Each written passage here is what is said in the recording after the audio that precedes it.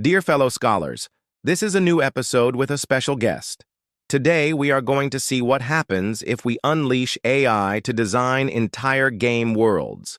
Specifically, we are going to look at two recent works from DeepMind and Microsoft Research that can create anything from procedural content to NPCs and even hand-drawn artwork, all this from text prompts.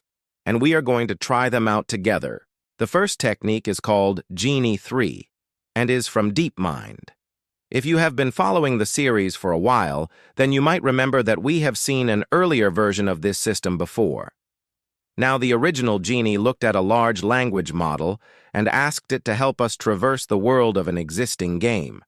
So it was given instructions like, "You are a plumber. Your goal is to find the princess. You can move up and down and left and right." Then it would take an existing game world and tell us where we can go and what we can do in which order to be successful. Now the new Genie 3 is different. It is not just a language model that recommends moves. Instead, it is an AI that creates an entirely new world from scratch based on our instructions. For instance, we can ask it to create a 2D side-scrolling game about a knight-errant who wants to rescue a princess from a dragon. The catch is that the knight can only walk to the right, and we need to help it along the way by telling it where to go. So it understands the instructions and starts drawing the world around the character. Here it has drawn a few trees, some bushes, and a couple of houses. But look, there is no dragon anywhere. Maybe we should add that to the prompt.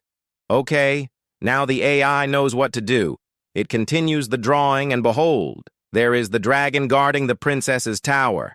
Excellent. However, there is one tiny little problem. The knight does not know how to fly, so rescuing the princess might still be a bit difficult. So we also need to make sure that we draw a ladder. There we go. Now the drawing is complete, and we got exactly what we asked for. This is incredibly cool. I love it.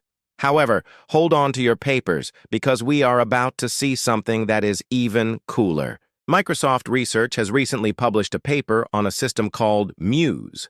Muse stands for Multimodal Understanding and Synthesis Engine, and it is also capable of creating beautiful images from text descriptions.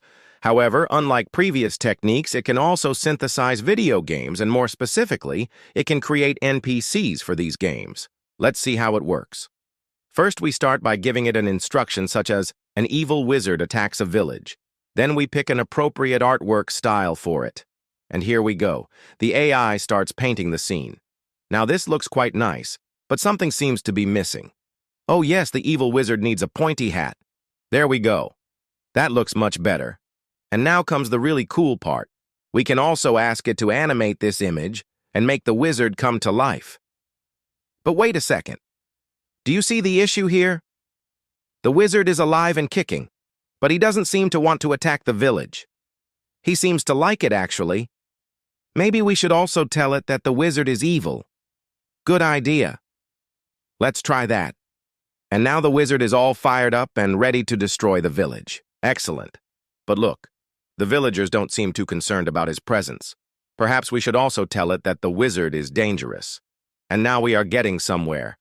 Now they are finally fleeing in terror. Perfect. So with this, we can create entire scenes, characters, and even animations from text prompts. And all this in a matter of seconds.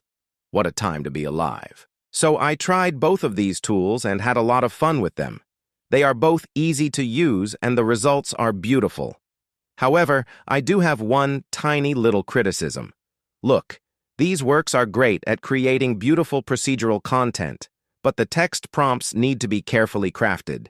For instance, for Muse, we needed to specify the exact labels of things, such as the wizard being evil or dangerous. And if we forgot to mention any of these, then the result wouldn't be as we intended. Also, these systems don't yet support user interaction very well. That is, we cannot start a conversation with these characters or ask them to perform arbitrary actions. That said, I am confident that these systems will improve and get better at understanding what we want. And when that happens, then I believe that we will have true AI companions to play and explore virtual worlds with. What a time to be alive. These were some amazing AI papers, and I hope that you fellow scalers enjoyed them as much as I did. If you did, make sure to subscribe. And for now, let the experiments begin.